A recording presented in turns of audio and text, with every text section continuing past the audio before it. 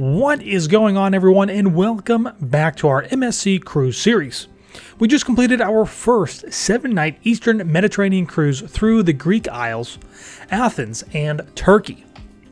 Today we have disembarked the ship in Haifa and booked a private tour for us to get a personal look and feel for the city of Jerusalem and the Dead Sea. Oh my God. As always, if you have any questions about cruising or travel, make sure to leave them in the comments below for us to answer. You can book a similar tour with MSC as long as you're not starting or ending your cruise in Haifa, Israel, which is where our cruise began. And you can take a look at our embarkation day video up in the corner. This is a long day with a lot of driving and potentially a lot of traffic, so be prepared for some of your tour time to be taken up by the traffic. Here's a pro tip for you. When ending your cruise in Haifa, Israel, like we did, if you're not an Israeli citizen, which I'm assuming that you're not, you'll be the very last people to disembark the ship.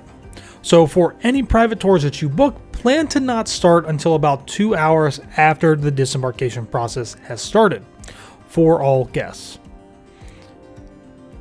Being that we were American citizens, we were the last people to get off the ship. Our driver met us at the port, loaded up our stuff, and we set off to Jerusalem. From Haifa to Jerusalem, the drive is anywhere from 2 to 3 hours, again depending on the traffic and time of day.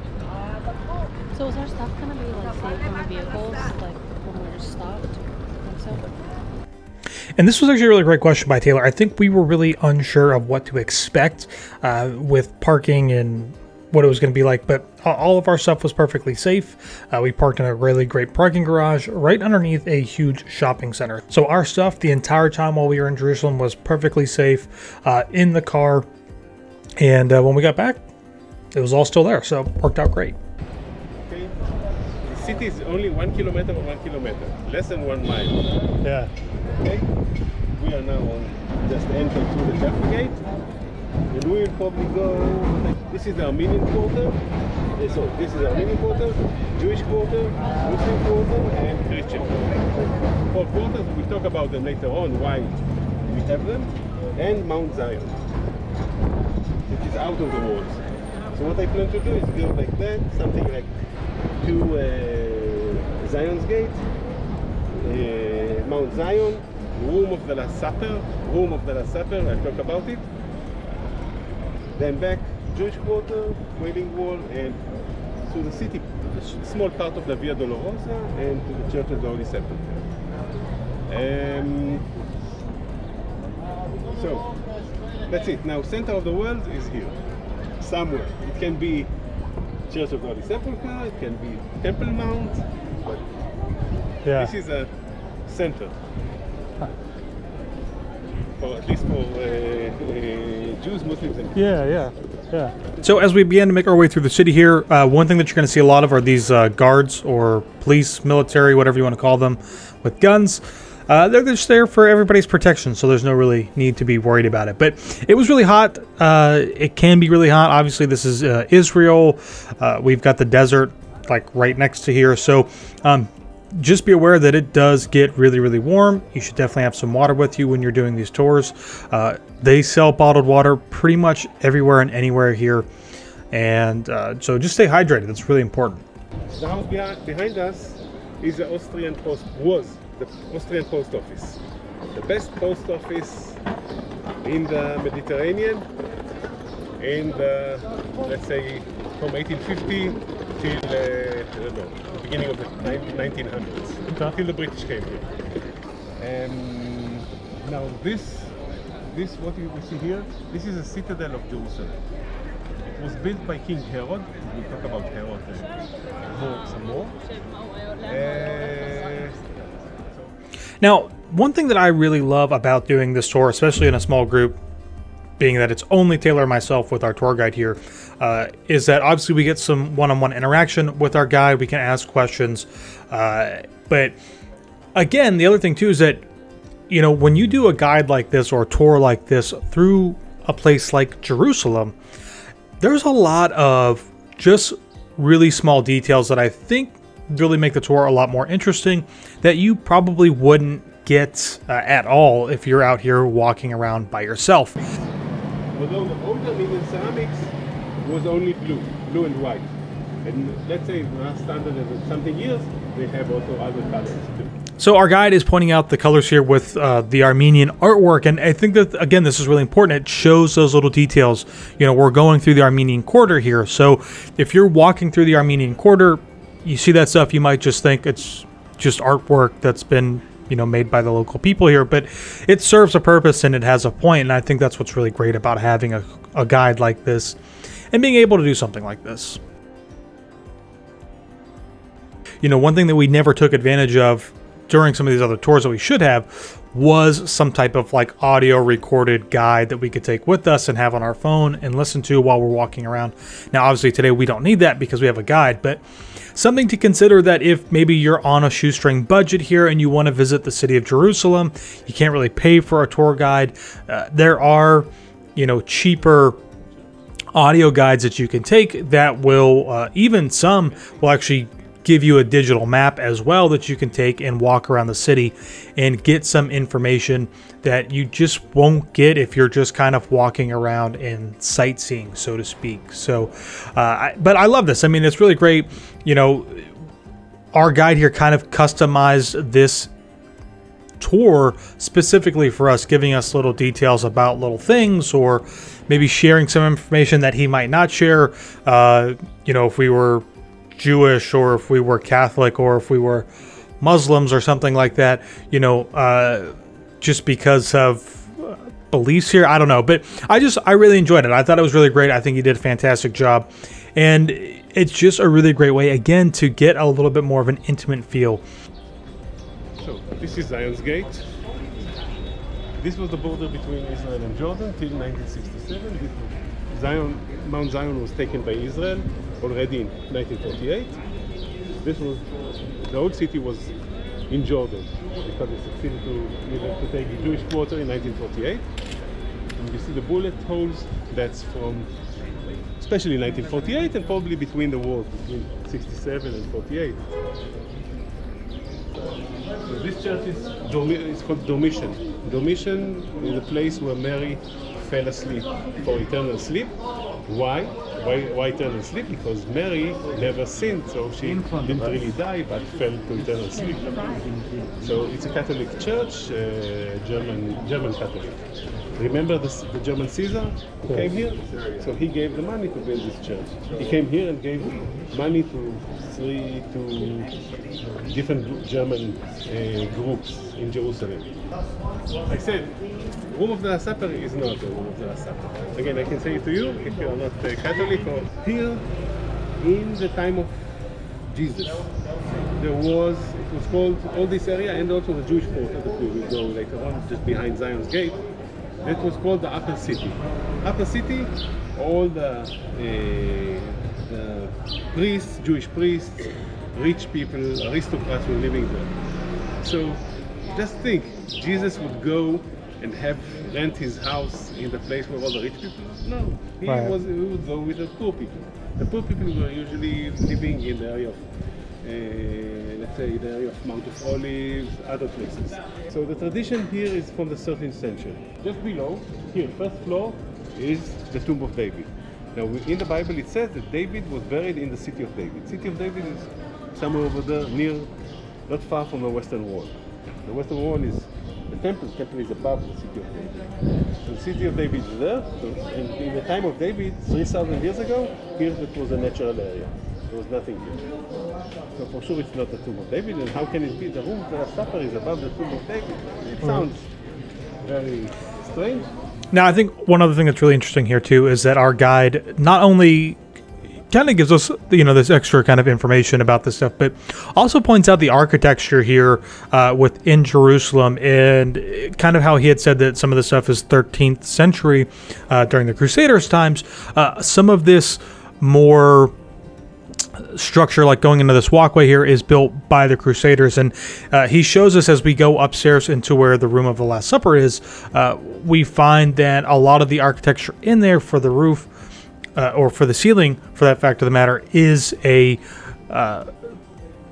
Crusader design, and kind of this meaning that some of this stuff here isn't really as old as it is meant out to be, and it just kind of shows interesting how traditions are really just kind of passed down through the generations for different things. So again, I find this to be just really, really insightful and interesting. Again, not to try and make anybody angry on any levels of religion or anything like that. I think this is just really fantastic and really interesting, and all of the extra little details that you get to learn when you come to do things like this. The bakery is, I think it's an Armenian, the owner is Armenian, but this is a Jew. So we're doing our tour, and we decided we'd stop and try some bread from one of the local bakers here.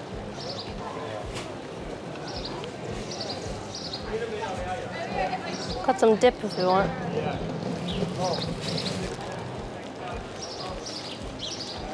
It's so soft, it's like smushing in my hand. Yeah, it's good. Okay, so you need here some understanding. So this is the Church of the Holy Sepulchre, place of crucifixion, place of tomb of David, tomb of Jesus. So this is the church of today. It has two domes. Okay, you see the small one, this one, and the big one just behind the tower. So here you have the place of crucifixion, and here you have the tomb of Jesus. It is just under the big dome. Now, in Jesus' time, this area was out of the walls, and this was a place out of the city. It was a quarry, and we can see the gray area. This is how this place looked. Okay, so this gray thing, this is a Golgotha, the place, the Calvary, the place where. All right, now this I found to be really crazy. I had no idea that where Jesus was supposedly crucified at and where his tomb was at. They had built this church over top of this whole thing. So it's kind of crazy just to see the structure here and what they did. But, if you've never been here before, you want to take a tour inside, you can definitely go inside. It doesn't cost you anything extra. If you want to go and basically touch the bedrock where Jesus was crucified at, that's what this huge crowd of people are doing right here. They're actually waiting. There's no real kind of line to get started. It's just a herd of people. But you basically wait here, and slowly and surely you'll eventually get up to this space where you can get down and touch the rock. We saw people in there praying and crying and doing whatever. And you can actually go even deeper down into the church here, and it's just really, really mind-blowing to see all of this stuff that they have done over the last couple thousands of years. And then on top of that, obviously, if you want to see Jesus' tomb, you can do that. But on the way, there's also this slab where they had apparently laid Jesus' body, and you can see people are praying and wiping the cloth down and then putting it on their face, all these things. So I think we were a little culture shocked when we kind of saw this. I've never, we've not really ever seen anything like this, but pretty interesting. And then of course you can go downstairs to where Jesus' tomb's at. And again, you will have to wait in a really long line. There's no skip the line passes here or fast pass for any of our Disney friends out there. There's nothing like that here. You'll have to wait in line. And our tour guide told us that if you were to wait in both lines, you're looking at 4 or 5 hours to wait and get in to actually see the tomb yourself. Maybe on a more intimate level. I don't know however you want to describe it, but this is a huge draw for many, many people, Christians specifically, but obviously all kinds of people come here to see this, and really, really interesting. So we did not wait in line because we have other stuff that we wanted to go and see and do today, specifically going over to the Dead Sea, but something, if you're interested in doing that, just be prepared to wait in some lines. So we finally made it to the Western Wall here in Jerusalem, and it's crazy. It still kind of blows my mind that Taylor and I can't go down there together. I have to go down on this side. She would have to go down on the other side. But man, it's really, really just something different. Now, after the Western Wall, we did walk around a little bit more of Jerusalem. One thing we did not do was go into the Muslim quarter, and our tour guide just said that he didn't really feel comfortable taking us in there, that there are other times when if that was something that we really needed to go see, they would coordinate that with a Muslim tour guide to take people into there and walk around a little bit. But it wasn't a huge deal. We could see the dome from another vantage point and take a look. But this was just a really great way to just see Jerusalem. And there were some more things that we got to see and do that I didn't show in the video because, again, if you're interested in doing something like this, if you found this interesting at all, definitely find a way to get there and go and explore and see the city of Jerusalem for yourself. So, the only reason that we did this tour today in Jerusalem was really because Taylor really wanted to go to the Dead Sea. And there really aren't any tours that go just to the Dead Sea. A lot of them are paired with Jerusalem. So, it's kind of a nice, 2-for-1 special, you could say, as far as a tour date goes, even though it is really long. So once we kind of wrapped up our time here at Jerusalem, we made our way back to the car and started on to the Dead Sea. All right, we're shooting on the GoPro because, got to keep things dry here. And we finally made it to the Dead Sea. This is the lowest place on planet Earth that people can go and, obviously you can go down in mine shafts and things like that. Oh yeah, I guess the audio is going to sound different too because we don't have our mics on.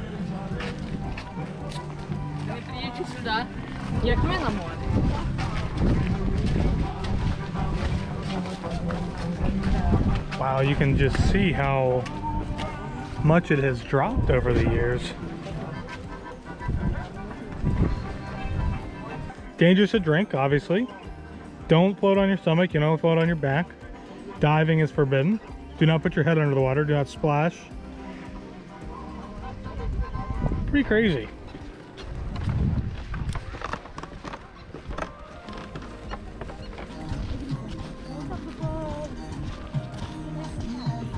I don't know where to go. Just go out.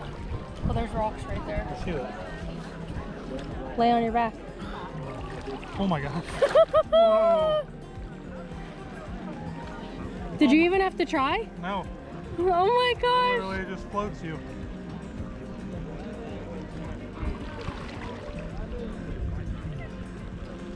It's like the strangest thing. Oh my god. Isn't that weird? That was bizarre. I'm literally not even trying to sit like That's pretty crazy. You literally just sit back and you just float. No, you ain't gotta struggle to keep yourself up. Oh yeah, so are you. Don't push me down. Just hold still. Oh my gosh. That's crazy. You're gonna burn to death. Are you? It's crazy how Jordan's behind me. Yeah, this is wild. Well, we traveled 12 hours around the world. Spend 30 seconds. I'm wiping with my bro. To spend 30 seconds in the Dead Sea. We kind of did.